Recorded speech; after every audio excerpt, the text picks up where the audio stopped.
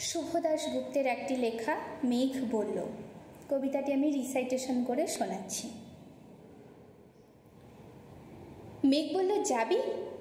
অনেক দূরের গেরুয়া নদী, অনেক দূরের একলা পাহাড়, অনেক দূরের গহন সেবন, গেলেই দেখতে পাবি। যাবি? জানলা দিয়ে মুখ ঝুঁকিয়ে বলল সে মেঘ, যাবি? আমার সঙ্গে যাবি? দিন ফুরিয়ে রাত ঘনাবে, রাত্রে গিয়ে সকাল হবে, নীল আকাশে উড়বে পাখি, গেলেই দেখতে পাবি। যাবি? শ্রাবণ মাসের একলা দুপুর। মেঘ বলল, যাবি? আমার সঙ্গে যাবি? কেমন করে যাব রে মেঘ, কেমন করে যাব? নিয়ম বাঁধা জীবন আমার, নিয়ম ঘেরা এধার ওধার। কেমন করে নিয়ম ভেঙে এ জীবন হারাবো?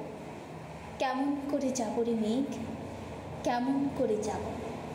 মেঘ বলল, দূরের মাঠে বৃষ্টি হয়ে ঝরব, সবুজ পাতায় পাতায় ভালোবাসা হয়ে ঝরব, শান্ত নদীর বুকে আনব জলোচ্ছ্বাসের প্রেম, ইচ্ছে মতন বৃষ্টি হয়ে ভাঙবো, ভেঙে পড়ব। এই মেঘ, তুই যাবি? আমার সঙ্গে যাবি? যাব না রে মেঘ, পারবো না রে যেতে।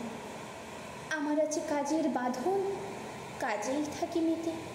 কেবল যখন ঘুমিয়ে পড়ি তখন আমি যাই, সীমার বাঁধন ডিঙিয়ে দৌড়ি এক ছুটে পালাই, তখন আমি যাই।